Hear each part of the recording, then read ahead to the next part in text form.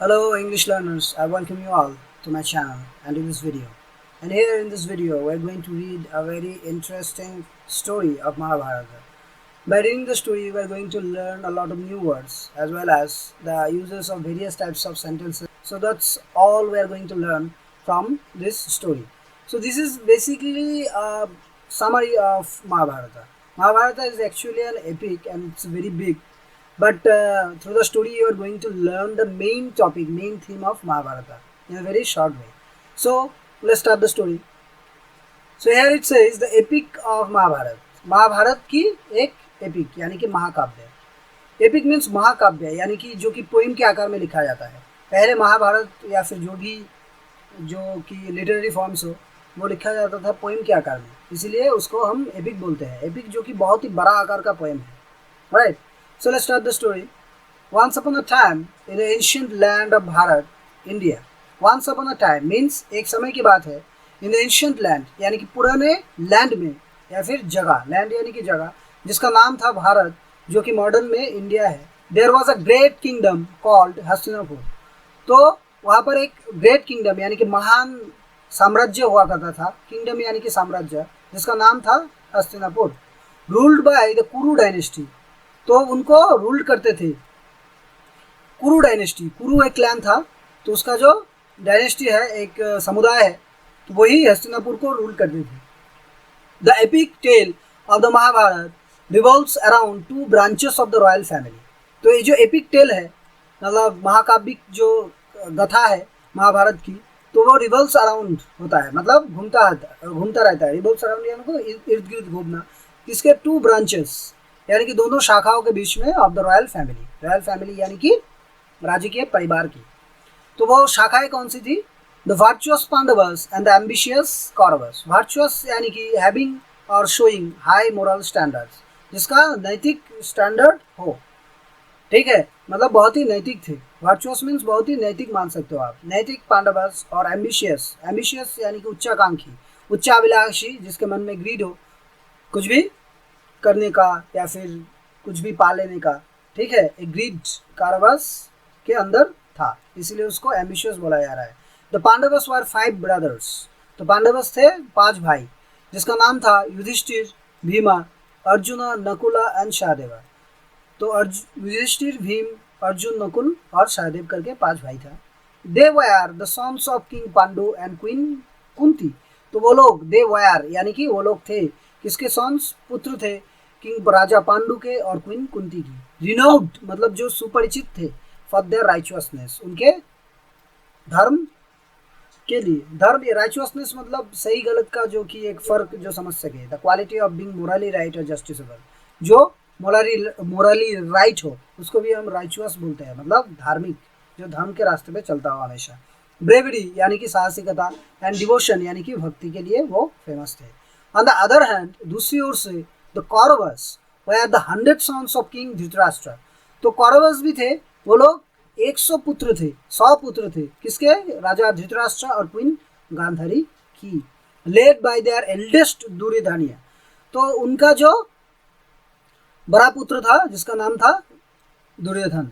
whose ambition often clouded his judgment. जिसकी उच्चाकांक्षा, ambition, उच्चाकांक्षा हमेशा ही clouded यानी कि मेघाच्छन्न, इसकी उसकी जो जजमेंट है यानी कि न्याय है उसको ही ढक देता था. क्लाउडेड यानी कि ढक देना मान सकते हो. The kingdom of Hastinapur was supposed to be shared between Pandavas and Kauravas. Kingdom की जो हस्तिनापुर की किंगडम है वो सपोज टू बी मतलब होना चाहिए था. सपोज मतलब कुछ भी चीज़ होना चाहिए, मतलब हुआ नहीं, होना चाहिए था कि इसका शेयर पांडवों को और कौरवों को समान अनुसार भाग होना चाहिए था. But jealousy and greed led to a deep seated rivalry.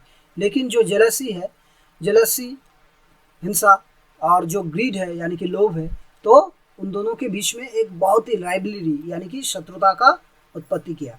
The animosity, वो शत्रुता, रीच्ड इट्स पीक, उसकी हाईएस्ट टॉप लेवल पर गया. When Duryodhana deceitfully own the kingdom. जब दुर्योधना ने डिसीटफुली यानी कि छल कपट के साथ उसका किंगडम जो है जीत लिया. इन अ रीच्ड डाइस गेम, एक बहुत ही नीच एक डाइस गेम के, ठीक है, खेल के. Sending the Pandavas into exile, जो कि पांडवों को एग्जाइल में भेज दिया, एग्जाइल यानी कि वनवास, फॉर 13 ईयर्स, 13 वर्ष के लिए।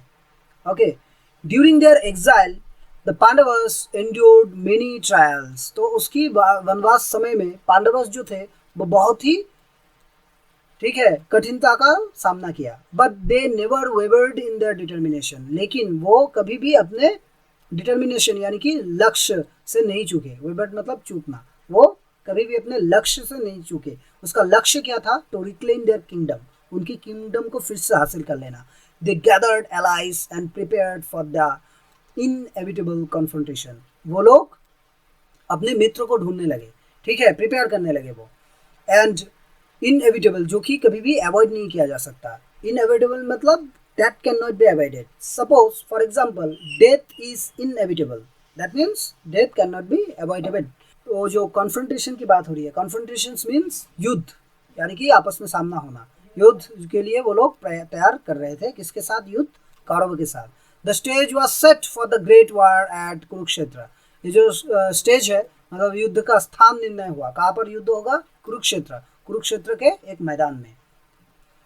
As the two mighty armies faced each other, Lord Krishna, जब टू माइटी आर्मीज, यानी कि माइटी यानी कि शक्तिशाली आर्मीज एक दूसरे के फेस कर रहे थे, मतलब युद्ध का तभी शुरुआत होगा। लॉर्ड कृष्णा, भगवान कृष्णा ने, a friend and mentor to the Pandavas, जो कि एक फ्रेंड भी थे और मेंटर यानी कि पथ निर्देशक, यानी कि जो गाइड करते हैं, आप मान सकते हो गाइड भी थे पांडवर्स की।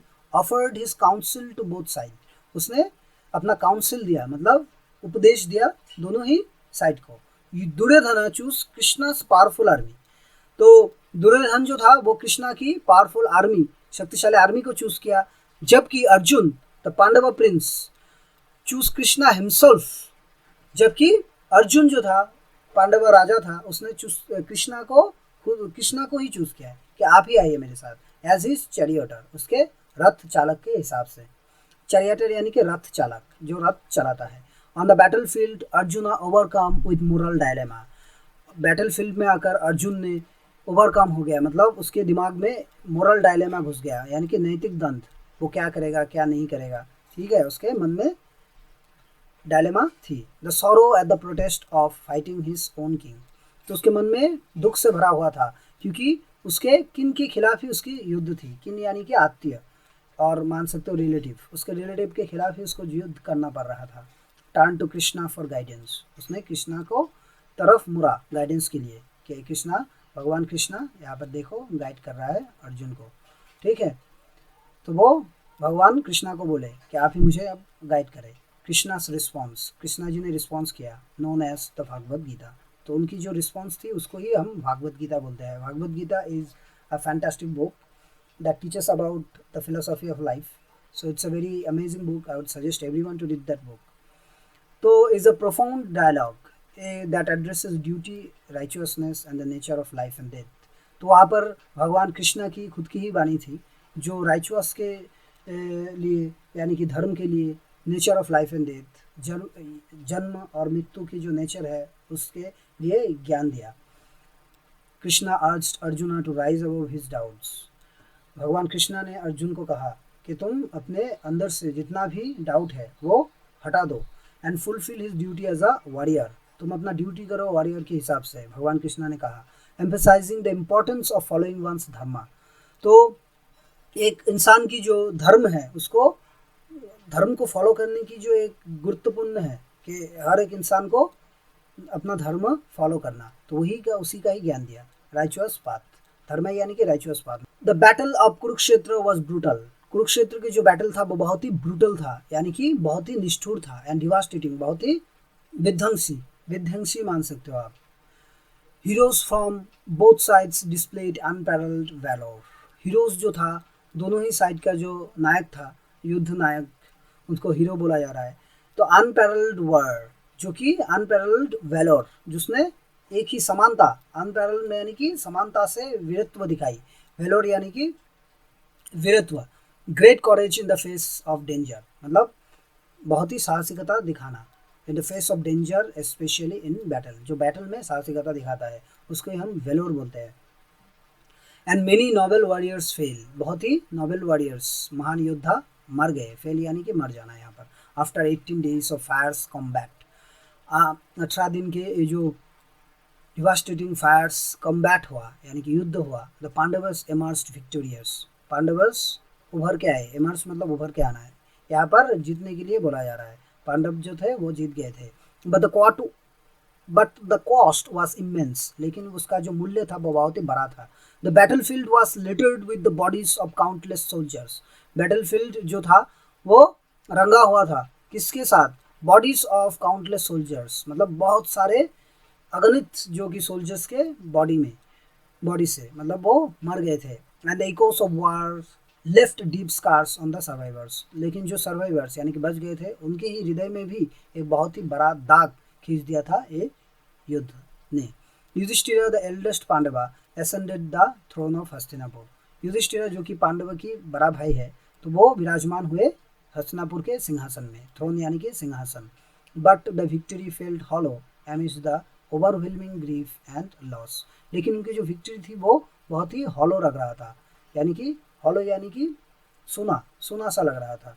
एमिस्ट, एमिस्ट यानी कि बीच में, एमिस्ट यानी कि बीच में, किसके बीच में? ओवरवेलमिंग ग्रीफ एंड लॉस, यानी कि दुख और जो कि भरा भरा हुआ मतलब बहुत ही ज़्यादा। ओवरवेलमिंग मीन्स बहुत ही ज़्यादा दुख और जो कि हाहाकार मचा हुआ था उसके बीच में। The Pandavas ruled wisely and justly, Pandavas ने रूल किया बहुत दिनों तक। वाइजली यानी कि ज्ञान के साथ और जस्टली यानी कि न्याय के साथ। Yet the memories of war haunted them, लेकिन फिर भी जो युद्ध की मेमोरी थी, स्मृति थी, उसको हमेशा ही पीछा करते थे उन लोगों का, मतलब उसके बारे में हमेशा ही वो लोग सोचते रहते थे। In the Twilight of their lives, उनके समय के अंतिम समय में, उसके जीवन के अंतिम समय में, ट्वाइलाइट यानी कि अंतिम समय। The Pandavas decided to renounce their kingdom and embark on a pilgrimage. यहाँ पर देखो ट्वाइलाइट बोला गया है, ट्वाइलाइट यानी कि जो कि समय, जो कि दिन का अंतिम समय है, लेकिन यहाँ पर बोला जा रहा है उसके जीवन के अंतिम समय के बारे में, राइट, जब वो बूढ़े हो गए थे। तो पांडवस डिसाइड किया कि वो लोग अपना सिंहासन को जो है किंगडम को त्याग कर देंगे। रिनाउंस यानी कि त्याग कर देना। एम्बार्क ऑन अ पिलग्रिमेज, वो लोग तीर्थ यात्रा पे निकल गए। टू द हिमालयस, कहाँ पर? हिमालयस में। सीकिंग स्पिरिचुअल सोलेस, वो लोग ढूंढ रहे थे स्पिरिचुअल यानी कि आध्यात्मिक जो सोलेस यानी कि शांति, वो ढूंढ रहे थे। One by one they ascended the mountains, एक एक करके वो लोग माउंटेन्स में चढ़ गए। असेंडेड यानी कि चढ़ना, आरोहण करना। Living behind the world mortar man, वो लोग मोर्टल मैन की जो कि मोर्टल मैन यानी कि जो मरता है, मरणशील इंसानों की दुनिया को वो छोड़ गए थे। Yudhishthira the last to remain was taken to the heavens by the gods, Yudhishthira ही एक थे जो बचे हुए थे, मतलब चलते चलते हर कोई जो था पांडवों में मर गया था, मतलब वो चढ़ नहीं पाया था हिमालय में। और जो अंत में बच गया था महाराज युधिष्ठिर, उनको ही भगवान ने हेवंस में ले गया। For his unwavering adherence to dharma, क्योंकि वो कभी धर्म के पाथ से, धर्म से वो कभी भी नहीं चुके थे। एडहेरेंस यानी कि कमिटमेंट, ठीक है, कमिटमेंट और attachment to a person, cause और बिलीफ, ठीक है, किसी पर्सन में अटैचमेंट होना, कमिटमेंट होना, और या फिर कोई काम में या फिर कोई बिलीफ, विश्वास में। तो वो अपने धर्म के अनुसार ही हमेशा चले थे, मतलब धर्म के ही मानते थे, हमेशा अधर्स रहते थे। The Mahabharata is not just a story of war but a profound exploration of human nature, Mahabharata सिर्फ एक स्टोरी, सिर्फ युद्ध की कहानी नहीं है, बल्कि profound exploration of human nature की एक एक्सप्लोरेशन है, मतलब ह्यूमन नेचर की एक संधान है, मतलब खोज निकालना, जिसको बोला जाता है एक्सप्लोरेशन। मतलब इस महाभारत में हम ह्यूमन नेचर के बारे में बहुत कुछ जान सकते हैं, मोरालिटी, नैतिकता के बारे में, and the eternal struggle between good and evil, जो एक हमेशा ही युद्ध बना रहता है एक अच्छा और एक बुरे के बीच में, जो कि हमारे अंदर भी यही रहता है हमेशा, कि एक अच्छा होता है और एक बुरा होता है, वो दोनों के बीच में हमेशा ही स्ट्रगल बनी रहती है हमारे मन के अंदर भी, जो कि महाभारत में उसी का ही निदर्शन दिखाया गया है। It teachers timeless lessons about duty, ये जो टाइमलेस लेसन्स क्यों बोला गया है यहाँ पर? मतलब ये समय के हर समय में काम आएगा ये, ठीक है। ये जो टीचर्स है वह हर समय में काम आएगा, इसीलिए काउंटलेस टाइमलेस लेसन की बात किया जा रहा है यहाँ पर, जो कि हर एक इंसान का ड्यूटी होती है, ऑनर होती है, सम्मान होती है। एंड द परसुइट ऑफ राइचुअसनेस, यहाँ पर परसुइट मतलब अनुसरण करना, धर्म को अनुसरण करना, इसलिए यहाँ पर परसुइट का इस्तेमाल किया जा रहा है। तो यहाँ पर उसी लेसन के बारे में बोला गया है। इसके साथ हम ड्यूटी, ऑनर, परसुइट ऑफ राइचुअसनेस, धर्म के का जो है उसको ही हमेशा फॉलो करनी चाहिए एक इंसान को, यही लेसन मिलता है। Echoing through the ages as a beacon of wisdom for all of humanity. तो ये जो है एजेस मतलब बहुत सालों तक, यानी कि अब तक देखिए महाभारत हुआ था लगभग 5000 साल पहले, तो तब से लेकर आज तक अभी भी हम इसी चीज़ का ही, उससे ही ज्ञान ले पा रहे हैं, हमेशा ही देता रहेगा ज्ञान महाभारत। सो यही था video. I hope you like the story as well as my explanation. If you like my explanation, the way I explain, then please like the video and subscribe to the channel. So let's meet you on the next video. तब तक के लिए bye bye and take care.